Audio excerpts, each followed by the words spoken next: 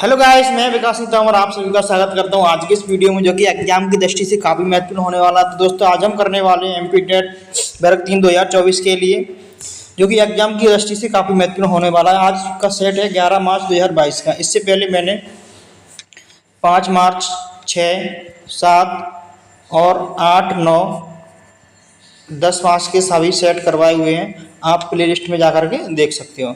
ठीक है, तो आज हम करने वाले हैं 11 मार्च 2022 शिफ्ट 1 का पेपर है। तो दोस्तों, अभी तक आपने हमारे चैनल को सब्सक्राइब नहीं किया तो चैनल को सब्सक्राइब जरूर कर लें और बेल आइकन को दबा लें, ताकि जब भी कोई नया वीडियो लेकर आते हैं तो उसका नोटिफिकेशन सबसे पहले आपके पास पहुंच जाता है।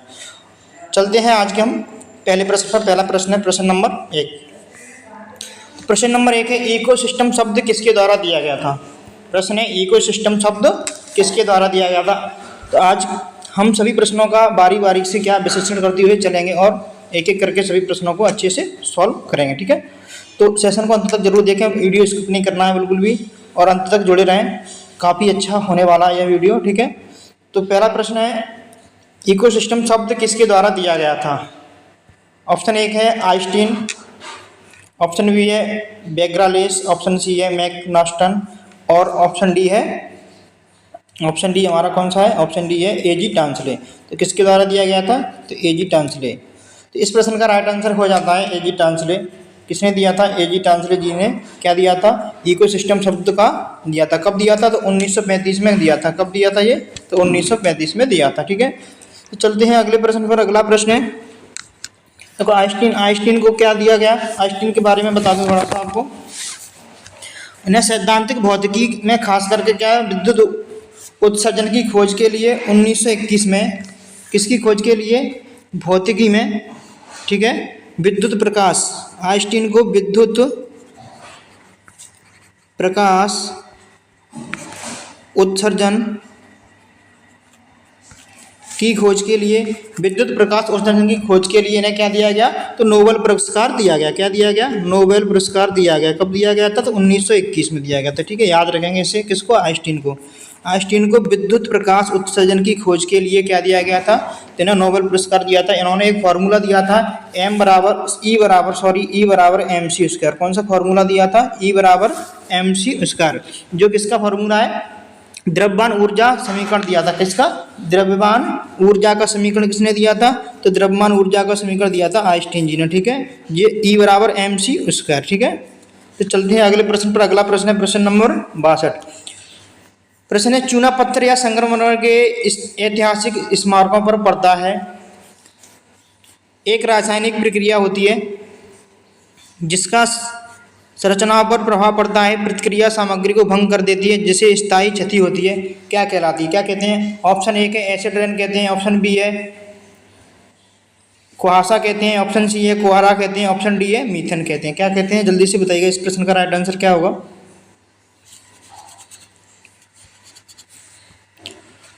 तो इस प्रश्न का राइट आंसर हो जाएगा, देखो, चूना पत्थर या संगमरमर के ऐतिहासिक स्मारकों पर पड़ता है। किससे पड़ता है, जो संगमरमर की मकान बने होते हैं या इमारतें बनी होती हैं, उसके ऊपर इसका क्या पड़ता है, प्रभाव पड़ता है। तो इसे क्या बोलते हैं, एसिड रेन कहते हैं, अम्ल वर्षा। क्या बोलते हैं, अम्ल वर्षा बोलते हैं। ठीक है, याद रखेंगे, अम्ल वर्षा कहते हैं। क्या कहते हैं, अम्ल वर्षा। ठीक है, तो अम्ल वर्षा का जल का जब पीएच मान 5.6 से अधिक हो जाता है तो इसे क्या बोलते हैं, अम्ल वर्षा कहते हैं। जब वर्षा का जो जल होता है उसका मान, जो पीएच मान होता है वह कितना हो जाता है, 5.6 हो जाता है। 5.6 से क्या हो जाता है, कम हो जाता है, तो इसे क्या, कौन सी वर्षा बोलते हैं, अम्ल, कैसा हो जाता है, वह अम्लीय हो जाता है, तो उसे अम्ल वर्षा बोलते हैं। ठीक है, अम्ल वर्षा बोलते हैं, याद रखेंगे। अम्ल वर्षा किसे कहते हैं, जब वर्षा का जल का जो पीएच मान होता है 5.6 से क्या हो जाता है, कम हो जाता है, तो उसे क्या बोलते हैं, अम्ल वर्षा कहते हैं।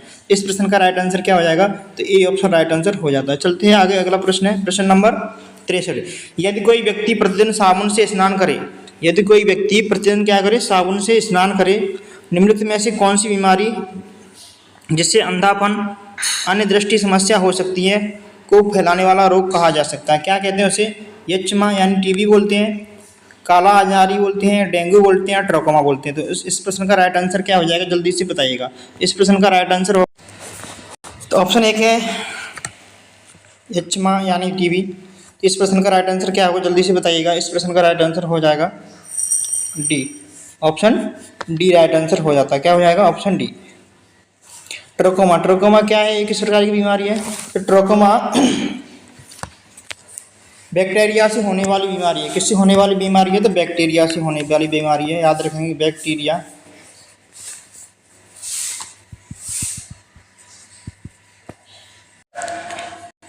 तो यह बैक्टीरिया से होने वाला रोग है। किससे होने वाला रोग है? तो बैक्टीरिया से होने वाला और रोग है, ठीक है।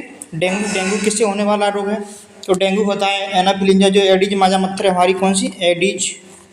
एडिज मादा मच्छर के काटने से क्या होता है? डेंगू हो जाता है, ठीक है, याद रखेंगे, ठीक है। क्षमा टीबी, इसे क्या बोलते हैं? टीबी भी बोलते हैं। क्या बोलते हैं? टीबी। ये किससे होता है? जो होता है हमारा ट्यूबरकुलोसिस बैक्टीरिया से, ठीक है। माइक्रोबैक्टीरिया है, इसका नाम क्या है? ट्यूबरकुलोसिस, ठीक है। माइक्रो बैक्टीरिया ट्यूबरकुलोसिस से क्या होता है? टीबी हो जाता है, ठीक है, याद रखेंगे। तो इस क्वेश्चन का राइट आंसर क्या हो जाएगा? अंधापन और दृष्टि कम समस्या वाला रोग किसकी? ट्रोकोमा, बैक्टीरिया से होने वाला रोग है। किससे है? बैक्टीरिया से होने वाला एक संक्रमण बीमारी है। आंखों पर असर पड़ता है। किस पर असर पड़ता है? आंखों पर असर पड़ता है, ठीक है। ट्रोकोमेटिस बैक्टीरिया से होता है। किससे होता है यह? तो यह ट्रोकोमा ट्रैकोमेटिस बैक्टीरिया से होने वाला रोग है, याद रखेंगे। ट्रैकोमेटिस, याद रख लेना, ट्रोकोमेटिस बैक्टीरिया से होने वाला रोग है। ये बैक्टीरिया से होने वाला रोग है। चलते हैं, अगला प्रश्न है प्रश्न नंबर। सिनकोना के पेड़ वर्षा वाले क्षेत्र में अधिक पाए जाते हैं। तो सिनकोना का जो पौधा होता है और वृक्ष होता है, वो किस क्षेत्र में अधिक पाया जाता है? वहाँ वर्षा कितनी होनी चाहिए, ठीक है। प्रश्न का कहने का मतलब ये। तो ऑप्शन ए है 10 centimetre, 100 centimetre, sorry, B, option B है 70 सेंटीमीटर, ऑप्शन सी है 50 सेंटीमीटर, ऑप्शन डी है 30 सेंटीमीटर। तो इस प्रश्न का राइट आंसर क्या होगा जल्दी से बताइए। देखो, सिनकोना का जो पेड़ है ना, नर्म एवं गर्म जलवायु में उगता है। कैसी? नम एवं गर्म। तो याद रखेंगे, नम और गर्म जलवायु में, दोनों में कैसा है? ये उगता है, ठीक है। यह पौधा एडिज पर्वत पर अधिकतर पाए जाते हैं। कहाँ पर? दक्षिण अमेरिका में। कहाँ पाए जाते हैं? दक्षिण अमेरिका। दक्षिण अमेरिका एडिज पर्वत, कौन सी पर्वत पर? तो एडिज पर्वत पर अधिकतर पाए जाते हैं। एडिज पर्वत पर अधिकतर पाए जाते हैं, ठीक है। इसको भी याद रखेंगे। यह एक सदाबहार पेड़ है। यह एक कैसा पेड़ है? तो यह एक सदाबहार पेड़ है। कैसा है? सदाबहार पेड़ है। कैसा है? सदाबहार पेड़ है। सदाबहार पेड़ है, ठीक है, याद रखेंगे इसको भी। यह कैसा है? सदाबहार पेड़ है। जो सिनकोना की छाल होती है, इससे क्या करते हैं? इससे कुनेन नामक जो रसायन निकलता है। कौन सा? कुनेन, याद रखेंगे इसको भी। कुनेन नामक क्या निकलता है? रसायन निकलता है, नामक रसायन निकलता है। उससे क्या होती है? इसकी दवा बनाई जाती है।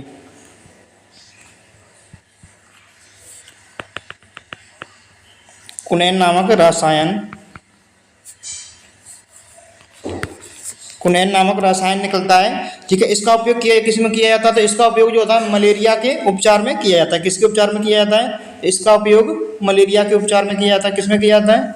जो सिनकोना होता है, सिनकोना का जो पेड़ होता है, इसकी छाल का उपयोग किसमें करते हैं? तो मलेरिया के उपचार में किया जाता है, याद रखेंगे इसको भी। तो मलेरिया के उपचार में किया जाता है, ठीक है, मलेरिया। यह पेड़ अधिकतर कहाँ पाया जाता है? तो यह पेड़ अधिकतर पाया जाता है पेरू हो गया हमारा, कहाँ पर? पेरू, ठीक है। इक्वाडोर, इक्वाडोर, ठीक है। कोलंबिया, कोलंबिया,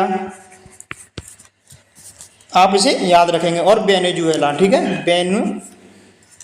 वेनेजुएला, याद रखेंगे, वेनेजुएला। ये इस क्षेत्र में पाए जाने वाला पेड़ है, ठीक है। तो इसका उपयोग किसमें करते हैं? तो मलेरिया के उपचार में किया जाता है। तो यहाँ कितनी वर्षा होनी चाहिए? सिनकोना के पेड़ वाले क्षेत्र में अधिक पाए जाते हैं। कहाँ पाए जाते हैं? 100 सेंटीमीटर वर्षा वाले क्षेत्र में पाए जाते हैं, याद रखेंगे। ऑप्शन ए राइट आंसर हो जाता है, ठीक है। यह पेड़ 500 फीट की या उससे ज़्यादा अधिक ऊंचाई पर पाए जाते हैं। एक सब याद और रखेंगे, यह पेड़ कितनी? तो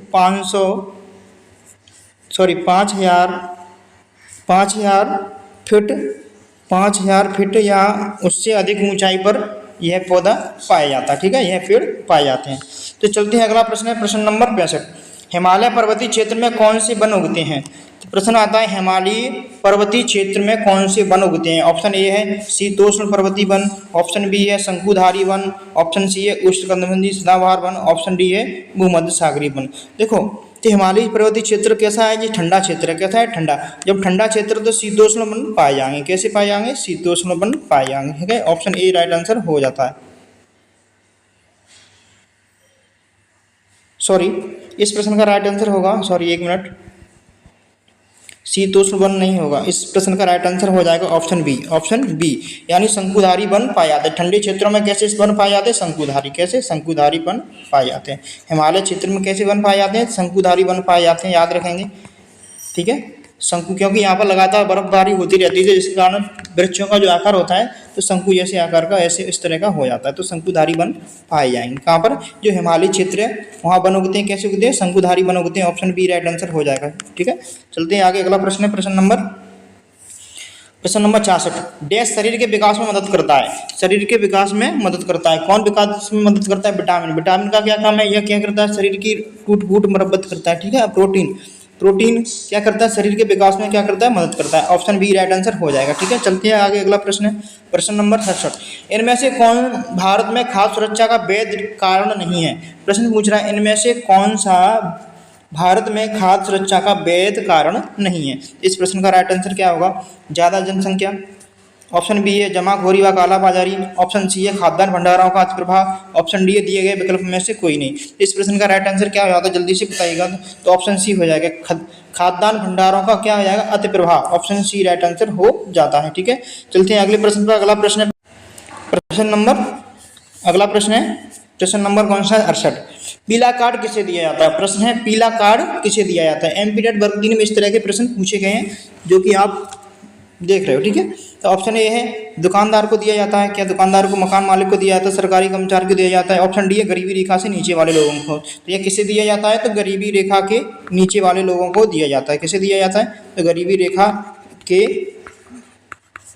नीचे वाले लोगों को। ठीक है, याद रखेंगे, नीचे वाले के लोगों को दिया जाता है। किसी गरीबी रेखा से जो नीचे होते हैं उन्हें पीला कार्ड दिया जाता है। ठीक है, तो चलते हैं अगला प्रश्न है, आगे देखते हैं। प्रश्न नंबर 69। मंगल ग्रह के कितने उपग्रह हैं? मंगल ग्रह के कितने उपग्रह जल्दी से बताइएगा। ऑप्शन ए है 2 हैं। ऑप्शन बी है 4 हैं, 6 हैं, 8 हैं। इस प्रश्न का राइट आंसर क्या होगा? जल्दी से बताइएगा। तो मंगल ग्रह के कितने उपग्रह हैं? 2 हैं। कितने हैं? 2। कौन कौन से हैं? डोबोस और फोबोस। ठीक है, याद रखेंगे कौन से हैं? डोबोस और फोबोस। सॉरी, ठीक है, फोबोस और डोबोस। ठीक है, 2 हैं। कितने? फोबोस और डेमोस।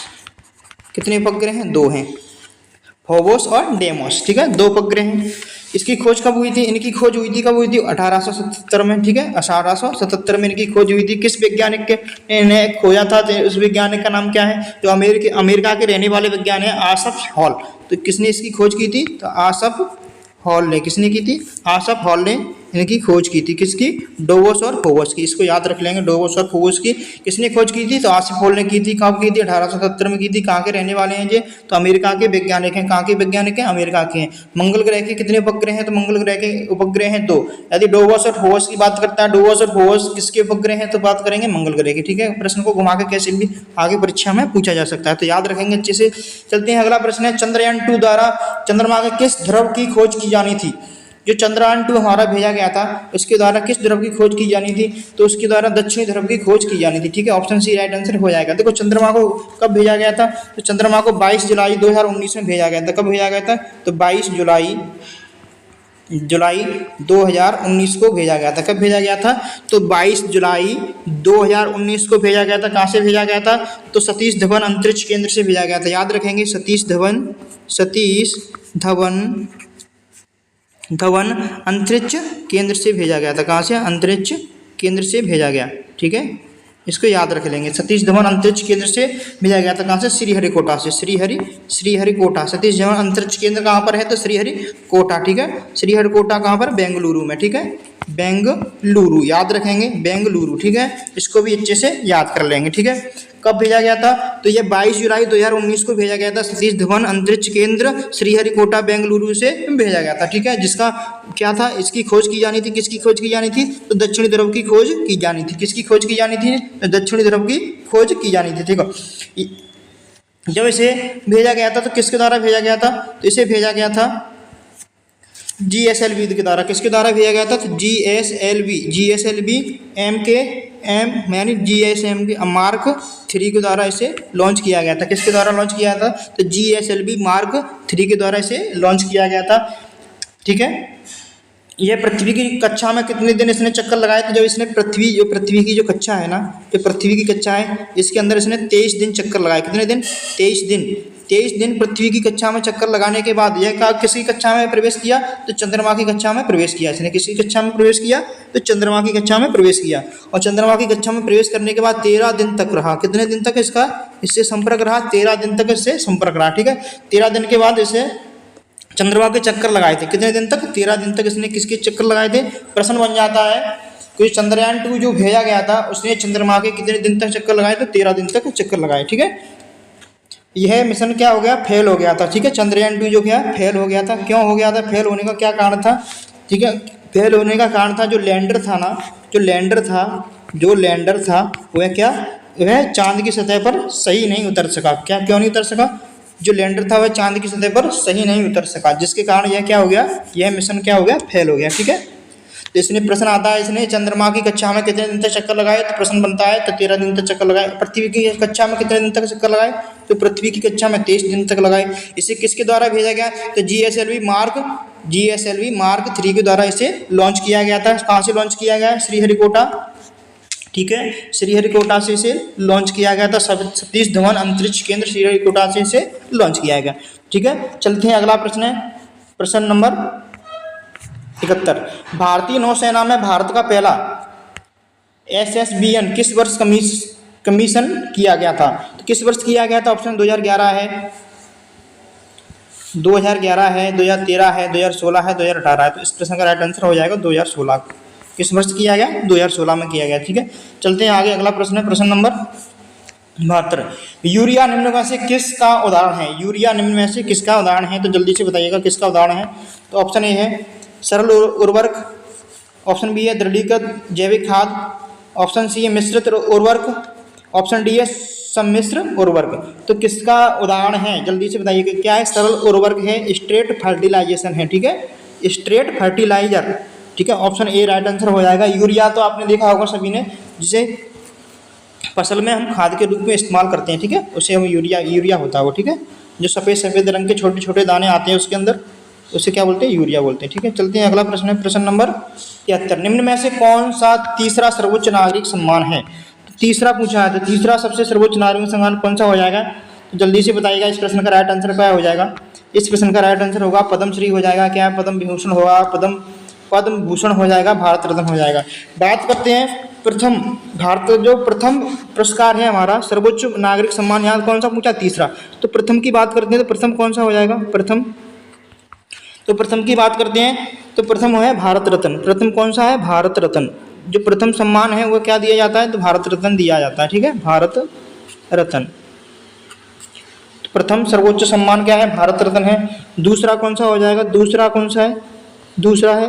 दूसरा है हमारा पद्म विभूषण। कौन सा है? पद्म विभूषण, याद रखेंगे, पद्म विभूषण। ठीक है, तीसरे की बात करते हैं, तीसरा कौन सा है? तो तीसरे की बात करते हैं तो तीसरा है पद्म भूषण। ठीक है, पद्म भूषण। और चौथे की बात करें, चौथा कौन सा है? तो चौथा है हमारा जो सर्वोच्च सम्मान, चौथा कौन सा है? चौथे नंबर का है, क्या है? चौथा हो जाएगा पद्मश्री। क्या है? पद्मश्री। पद्मश्री से सम्मानित किया जाता है। ठीक है, तो मैंने आपको चारों सम्मान बता दिए। निम्न में से कौन सा तीसरा सर्वोच्च सम्मान है, नागरिक सम्मान है? तो आप बताइएगा जल्दी से, इस प्रश्न का राइट आंसर क्या हो जाएगा? इस प्रश्न का राइट आंसर जल्दी से बताइएगा कौन सा होगा, जल्दी बताओ। इस प्रश्न का राइट आंसर हो जाएगा, इस प्रश्न का राइट आंसर हो जाएगा पद्म भूषण। ठीक है, ऑप्शन सी राइट आंसर हो जाता है। चलते हैं अगला प्रश्न है प्रश्न नंबर 74। बैडमिंटन के खेल में शटलकॉक को किस नाम से जाना जाता है? ठीक है, इसे किस नाम से जाना जाता है? कॉर्गी नाम से जाना जाता है, पुट नाम से जाना जाता है, बर्डी नाम से जानते हैं, पंख, इसे बर्डी नाम से जानते हैं। किस नाम से? बर्डी। ठीक है, याद रखेंगे इसे, बर्डी नाम से जानते हैं। किसमें? बैडमिंटन में। ठीक है, चलते हैं आगे, अगला प्रश्न है किस क्रिकेटर को अक्सर दीवार कहा जाता है? किस क्रिकेटर को अक्सर दीवार कहा जाता है? तो किसे कहते हैं? सचिन तेंदुलकर। उन्हें क्या कहते हैं? मास्टर ब्लास्टर के नाम से जानते हैं। ठीक है, सौरव गांगुली, इसे क्या बोलते हैं? बंगाल टाइगर के नाम से जानते हैं। ठीक है, और ऑप्शन डी राइट आंसर हो जाएगा। कौन सा हो जाएगा? Option D right answer, Rahul Dravid. इन्हें किसके नाम से? दीवार के नाम से जाना जाता है, तो ऑप्शन डी राइट आंसर हो जाता है। ठीक है, चलते हैं आगे। अगला प्रश्न है प्रश्न नंबर 76। निम्न में से कौन सा भारत में दूसरा सर्वोच्च खेल सम्मान है? प्रश्न बात करता है दूसरा सर्वोच्च खेल सम्मान, तो दूसरा सर्वोच्च खेल सम्मान कौन सा है? अर्जुन पुरस्कार है। कौन सा है? इस प्रश्न का राइट आंसर हो जाएगा ऑप्शन बी। तो दूसरा सबसे सर्वोच्च सम्मान कौन सा है? तो ऑप्शन बी राइट आंसर हो जाता है। ठीक है, अर्जुन पुरस्कार। चलते हैं आगे। अगला प्रश्न है किस विधि में कक्षा को समूह में विभाजित किया जाता है? प्रश्न है ऐसी कौन सी विधि है जिसे कक्षा को समूह में विभाजित किया जाता है और दूसरों की नकल करने के लिए बोला जाता है? ठीक है, नकल करने के लिए भी बोला जाता है। तो यह है भूमिका निर्वाह विधि, इसे बोलते हैं भूमिका निर्वाह। जब भी बच्चा कोई रोल प्ले करता है, क्या करता है? Role play. ठीक है, तो रोल प्ले करता है तो क्या करता है? दूसरे की जो नकल करता है, क्या करता है? दूसरे की नकल, दूसरे की नकल करके ही तो रोल प्ले करता है, तो ऑप्शन ए राइट आंसर हो जाएगा। ठीक है, क्या करता है? रोल प्ले, भूमिका निर्वाह बोलते हैं जिसे। क्या बोलते हैं? जब भी कोई बच्चा रंगमंच पर जाता है तो दूसरे की क्या करता है? नकल करता है, तो उसे बोलते हैं रोल प्लेइंग बोलते हैं। ठीक है, समूह में विभाजित करके दूसरों की नकल करने को बोला जाता है रोल प्ले। ठीक है, role playing, option A right answer हो जाएगा, भूमिका निर्वाह। चलते हैं आगे। अगला प्रश्न है प्रश्न नंबर 78। ईबीएस शिक्षण अधिगम डैश के बारे में है? ईबीएस शिक्षण किसके बारे में? विश्लेषणात्मक सोच के बारे में है। ऑप्शन 2 है समस्या समाधान के बारे में। सही कोड का चुनना है। तो इस प्रश्न का राइट आंसर क्या हो जाएगा? जल्दी से बताइएगा। इस प्रश्न का राइट आंसर होगा, इस प्रश्न का राइट आंसर क्या होगा? तो ईबीएस टीचिंग इज अबाउट क्या है? ईबीएस टीचिंग क्या है? विश्लेषणात्मक सोच है क्या? समस्या समाधान है? तो इस प्रश्न का राइट आंसर होगा दोनों है। एक तो विश्लेषणात्मक भी सोच है और समस्या समाधान भी है। ठीक है, ये क्या है? जो ईवीएस शिक्षण होता है हमारा, ईवीएस शिक्षण होता है वो क्या है?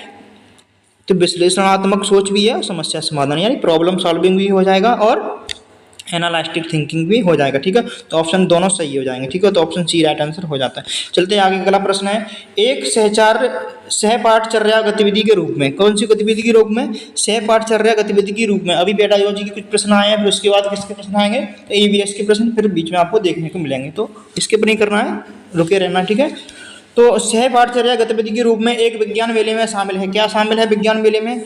व्याख्या प्रदर्शन शामिल है, नए विचारों तकनीकी खोज परियोजना प्रस्तुत है। ठीक है, इस प्रश्न का राइट आंसर क्या होगा? केवल एक हो जाएगा, केवल दो हो जाएगा, एक और दो, केवल दोनों हो जाएंगे। तो इस प्रश्न का राइट आंसर क्या होगा? एक और दो।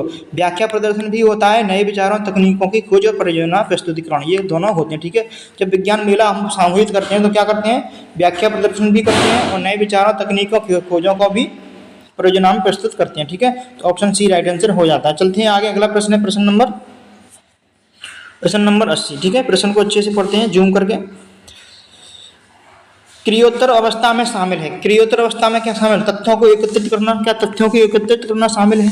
तथ्यों का विश्लेषण करना शामिल है, तथ्यों को समझने की कार्य शामिल है, खोज किए गए तथ्यों को बांटना। कौन सा सही कोड हो जाएगा? जल्दी से बताइएगा। इस प्रश्न का राइट आंसर क्या हो जाएगा? जल्दी से बताइए।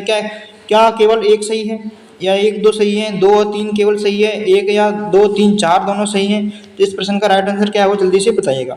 इस प्रश्न का राइट आंसर होगा, देखो, क्रियोत्तर अवस्था में शामिल है। क्रियोत्तर अवस्था में क्या शामिल? तथ्यों का एकत्रित करना भी शामिल है, तथ्यों का विश्लेषण करना भी शामिल है और तथ्यों को समझने का कार्य भी शामिल है, खोज किए गए तथ्यों को बांटना भी शामिल है, अलग अलग क्या कर रहा है? हिस्सों में बांटना भी शामिल है। तो इसका राइट आंसर क्या हो जाएगा? 1 2 3 4 ऑल ऑप्शन हो जाते हैं। ठीक है, क्या हो जाएंगे? ऑल ऑप्शन हो जाते हैं। ठीक है, तो चलते हैं। अगला प्रश्न है प्रश्न नंबर है 81। अम्लीय वर्षा के परिणाम निम्नलिखित में से किस तत्व का मिट्टी में अधिक अवशोषण होता है? किसकी बात कर रहा है? Acid rain. एसिड रेन में क्या होता है? परिणाम स्वरूप निम्नलिखित में किस तत्व का मिट्टी में अधिक अवशोषण होता है? तो फास्फोरस का होता है, पोटेशियम का होता है, एल्यूमिनियम का होता है, जिंक का होता है। तो किसका होता है? तो एल्यूमिनियम का हो जाता है। किसका होता है? जब अम्लीय वर्षा के परिणाम स्वरूप निम्नलिखित में किस तत्व का मिट्टी में अधिक अवशोषण होता है? तो एल्यूमिनियम का होता है। ऑप्शन सी राइट आंसर हो जाएगा। चलते हैं आगे। अगला प्रश्न है प्रश्न नंबर 82। निम्न में से किस व्यक्ति ने रिएक्टर स्केल विकसित किया? तो किस व्यक्ति ने रिएक्टर स्केल किया? चार्ल्स रिएक्टर ने रिएक्टर स्केल विकसित किया। ठीक है, ऑप्शन ए राइट आंसर हो जाता है हमारा। कौन सा? ऑप्शन ए राइट आंसर होता है। ठीक है, रिएक्टर स्केल विकसित किसने किया? तो ए ऑप्शन राइट आंसर हो जाएगा। ठीक है, चलते हैं आगे। अगला प्रश्न है निम्न में से कौन सी बस्ती सघन और आकार में बड़ी है? कौन सी बस्ती सघन और आकार में बड़ी है? ग्रामीण बस्तियां हैं, उपनगरीय बस्तियां हैं, नगरीय बस्तियां हैं, अर्धनगरीय बस्तियां हैं। तो इस प्रश्न का राइट आंसर क्या हो जाएगा? जल्दी से बताइए। तो नगरीय बस्तियां हैं। कौन सी हैं? ऑप्शन सी राइट आंसर हो जाता है। निम्नलिखित में बस्ती सघन और आकार में बड़ी हैं। तो नगरीय बस्ती कैसी हैं? सघन भी हैं। कैसी हैं? सघन हैं। और आकार की कैसे हैं? आकार कैसे हैं? बड़े हैं। ठीक है, आकार भी बड़े हैं। इसको भी याद रखेंगे, ठीक है। तो चलते हैं आगे। अगला प्रश्न है प्रश्न नंबर 84। विद्युत स्विच बनाने के लिए निम्न में से किस प्लास्टिक का उपयोग किया जाता है? तो विद्युत स्विच बनाने के लिए किस प्लास्टिक का उपयोग किया जाता है, जल्दी से बताइएगा। तो विद्युत स्विच बनाने के लिए निम्न किस प्लास्टिक का उपयोग किया जाता है? मेलामाइन का किया जाता है, पीवीसी का किया जाता है, पॉलीथीन का किया जाता है, बेकेलाइट का किया जाता है। ऑप्शन डी साइड आंसर हो जाएगा। बेकेलाइट का करते हैं। किसका करते हैं? पीवीसी बनाने के लिए क्या विद्युत स्विच बनाने के लिए प्लास्टिक का उपयोग किया जाता है। तो कौन सी प्लास्टिक? बेकेलाइट है, ठीक है। अगला प्रश्न देखते हैं। अगला प्रश्न है प्रश्न नंबर 85। एक बच्चा क्या है? एक बच्चा है इंटरनेट पर पाइथागोरस प्रमेय के बारे में सीखता है और कंप्यूटर एमएस वर्ड पर नोट बनाता है, ठीक है। इस मामले में आईसीटी के उपकरण में निम्नलिखित में से कौन सी पहलू सक्रिय है? इसमें बताना हमें कौन सी पहलू सक्रिय है, ठीक है। तो सूचनात्मक उपकरण सक्रिय हो जाएगा, ठीक है। तो कौन सी सक्रिय है? सूचनात्मक उपकरण हो जाएगा, रचनात्मक उपकरण हो जाएगा, संचार उपकरण हो जाएगा। तो सही कोड का उपयोग करना है। देखो तो इस प्रश्न का राइट आंसर क्या होगा? सूचनात्मक उपकरण एक ऑप्शन हो जाएगा, ठीक है। और दो कौन सा हो जाएगा? रचनात्मक, क्योंकि वह क्या कर रहा है? एकत्रित कर रहा है सूचनाओं को, क्या कर रहा है? एकत्रित कर रहा है। और क्या बना रहा है? प्रेमी बना रहा है, एमएस वर्ड पर नोट्स बना रहा है, क्या बना रहा है? तो रचना भी कर रहा है, लेकिन संचार उपकरण नहीं होगा, ठीक है। ऑप्शन 3 गलत हो जाता है इसमें, तो ऑप्शन ए राइट आंसर हो जाता है, ठीक है। चलते हैं आगे। अगला प्रश्न है प्रश्न नंबर 86। निम्न में से कौन सी पठन बोध या रीडिंग कॉम्प्रहेंसिव कार्यनीतियां हैं? कौन सी हैं? ऑप्शन 1 है संबंध बनाना है जाए, ऑप्शन 2 भविष्यवाणी करना है, ऑप्शन 3 है निगरानी करना है। तो हमें सही कोड को बताना है। तो ऑप्शन ए हो जाएगा। 1 और 2 दोनों सही हैं क्या? ऑप्शन बी है केवल 2 और 3 सही हैं क्या? ऑप्शन 3 है केवल 1 और 3 सही है क्या? तो इस प्रश्न का राइट आंसर क्या होगा, जल्दी से बताइएगा। इस प्रश्न का राइट आंसर क्या हो जाएगा, जल्दी से बताइएगा।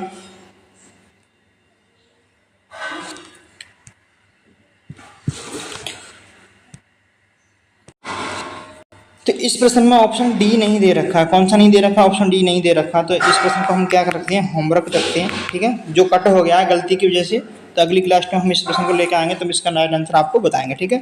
तो आपके लिए होमवर्क प्रश्न हो जाता है, आपको कमेंट बॉक्स में इस प्रश्न का राइट आंसर बताना, ठीक है। एडुसेट किस वर्ष से प्रक्षेपित किया गया? तो एडुसेट को किस वर्ष प्रक्षेपित किया गया था? इसे किया गया था 1999 में किया गया था। क्या कब किया गया, जल्दी से बताइएगा। तो 2001 में किया गया था, 2004 में किया गया या 2007 में? तो इस प्रश्न का राइट आंसर ऑप्शन सी हो जाएगा, यानी 2004 में किया गया। कब किया गया? 2004 में किया गया, ठीक है। चलते आगे। अगला प्रश्न, निम्न में से कौन सा सतत आकलन जो शिक्षक को दिन प्रतिदिन के आधार पर निगरानी करने और छात्रों को सफल बनाने हेतु के आधार पर उनके शैक्षणिक संशोधन करने की अनुमति देता है? कौन सा देता है? तो इस प्रश्न का राइट आंसर क्या होगा? रचनात्मक आकलन हो जाएगा। तो ऑप्शन ए राइट आंसर हो जाता है, ठीक है। चलते हैं आगे। अगला प्रश्न है प्रश्न नंबर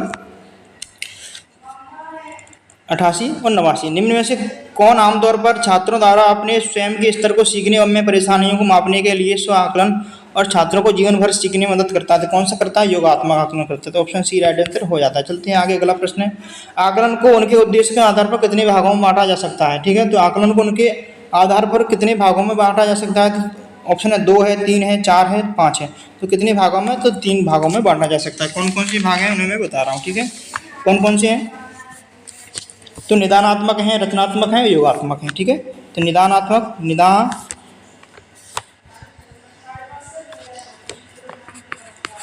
निदानात्मक,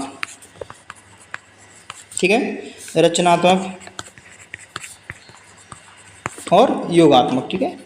कितने भाग हैं? योगात्मक 3 है। इन्हें याद रखेंगे, पूछ लेता है, ठीक है, बार बार। आकलन को उनके उद्देश्य के अंदर कितने भागों में बांटा गया? 3 भागों, रचनात्मक, निदानात्मक और योगात्मक, ठीक है। तो थैंक यू। कैसे हो आप सब? सॉरी। तो वीडियो कैसा लगा कमेंट बॉक्स में ज़रूर बताइएगा। यदि आपने हमारे चैनल को सब्सक्राइब नहीं किया है तो चैनल को सब्सक्राइब जरूर कर लें और बेल आइकन को दबाना, ताकि जब भी कोई नया वीडियो लेकर आते हैं तो आपको उसका नोटिफिकेशन मिल जाता है, ठीक है। Thank you for watching. मिलते हैं अगली वीडियो में, तब तक की नमस्कार।